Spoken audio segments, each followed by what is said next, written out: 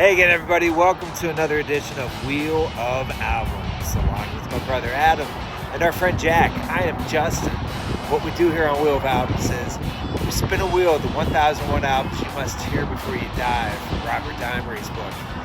Then we listen to that album for a week, do a little research, then we get together and we discuss and talk about if we think that album is a must hear before you die. This week, Adam spun the wheel, and he spun Venom and their album Black Metal. All right, I had what you would call intrepidations whenever Adam spun black metal at first. Just the term black metal, I wasn't sure if we're getting into death metal, Morbid Angel, where you're just hearing a lot of grunting. I took a peek in before I really got into it, and I was relieved that the vocals were not like that. Adam, what did you think whenever you spun black metal? While I had never heard of him, the initial reaction when I got this was, boy, I bet you Jack's going to like this. Do you know Venom, Jack? Tell us, Jack, how do you feel about Venom? I have heard Venom. I can't say I was looking forward to this, but I was familiar with it, and I kind of knew what we were going to get into. Has any other artist ever named an album that turned into a subgenre of music?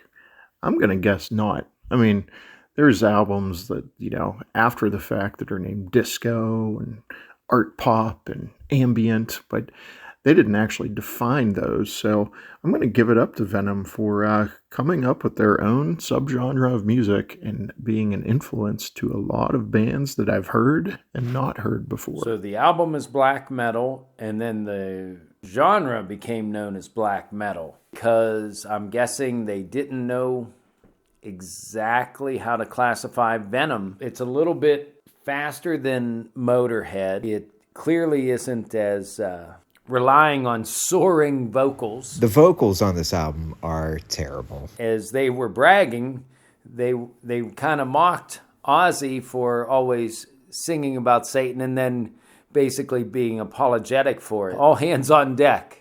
It's Satan's boat, and let's take it for a cruise. They were upset the Black Sabbath, or Ozzy in particular, and how he says in the song Black Sabbath, "Oh God, please help me." They took offense to that, and they thought that, it was a cop-out, being the Prince of Darkness and asking God for help. At that point, they were all in on pure Satanism. Professor Adam, why don't you come back and tell us a little bit more about black metal? So I turned to the Google to just see what black metal really is. And the AI overlords, black metal is a subgenre of extreme heavy metal characteristics by fast tempos, shrieking vocals, heavily distorted guitars, and lyrics often focused on anti-Christian themes and isms that Jack loves, like Satanism, paganism, and other topics as well. Metabolism, astigmatism, survivalism, biomagnetism. That's not to say that Jack likes Satanism or paganism. That's just to say that Jack likes isms in general. So the songs on black metal themselves. At first, when I listened to it, got through the first couple songs, and I was like, okay, I see what we're going for here. Slayer, Metallica, I can see why a lot of those bands picked up on the architecture that Venom had laid out. And then we get to the song Buried Alive, where the lead singer Kronos just all of a sudden just yells out, "Let me out of here." And I'm like, okay, maybe there's a little bit of a parody going on here. Then we get to the beginning of Teacher's Pet with the guitar, and I'm out. At that point, I have lost any sort of credibility, I would think, with this album. Listening to this, you got to try to figure out if this is a performance art? Is it rock and roll? Is it something brand new? I'm sure the senators' wives or whoever they were that were out against lyrics probably got all up in Venom's business. I think they had an approach of, well, let's just go ahead and put all our chips in on Satan. That way we'll at least get recognized. But at the same time, I doubt that they were really going to the Church of Satan on a regular basis. Or practicing their instruments, for that matter. Pretty much overall, I think black metal is the smoothest metal album I've ever heard that was recorded inside of a trash can. And while they overstretch on the lyrics a bit to make you think that it's a parody, I'm looking at you, Teacher's Pet. Now, we need to understand that this album isn't a parody at all. It's pure and simplistic. They're going for purity on this one, and you got to give them credit for that at least. And they really want you to know that Satanism is all right with them. Satan is just all right with me. The earlier incarnation of the band, they had given themselves names, and the lead singer initially was Jesus Christ, but he left the band before black metal.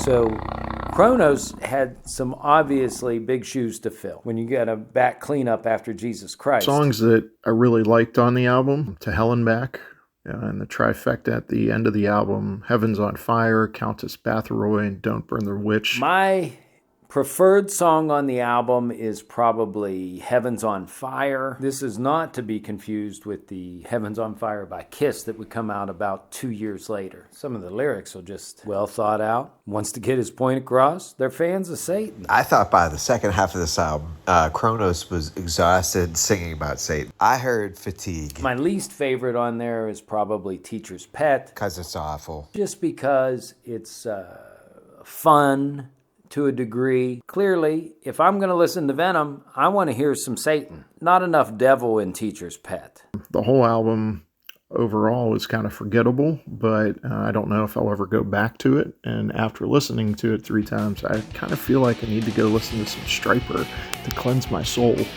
All right, when we take a look at all the songs on Venom, black metal, score them 1 to 10. Jack had the highest rating for a change with a 4.45. I had my lowest yet with a 2.54, which gave an average of 3.72.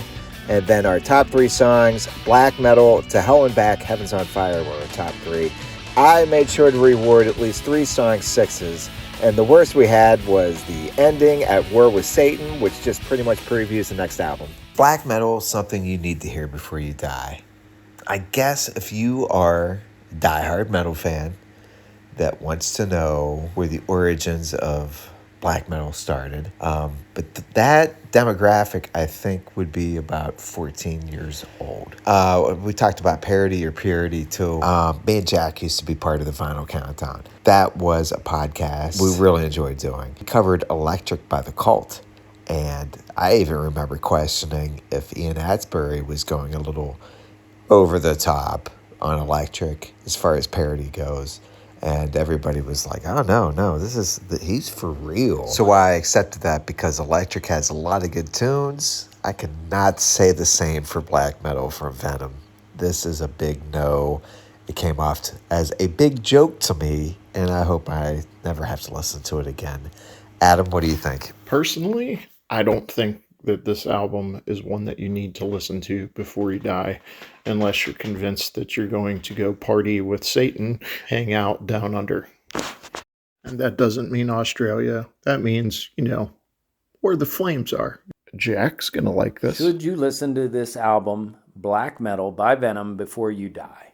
The production value is very poor. The songs are just trying to get the point across that Satan's gotten some bad press, and we're going to try to prop him up, get him over in the terms of pro wrestling. All that being said, and the heavy use of the whammy bar aside, I'm going to have to say no, you do not have to listen to Black Metal by Venom before you die. And it's really hot. Okay, so another unanimous no from me, Adam, and Jack, as far as an album that you must hear before you die from Robert Diamond's book of 1001 albums you must hear before you die. Hey, if you're listening, we would love it if you smash that subscribe button on YouTube and gave us a rating on Spotify.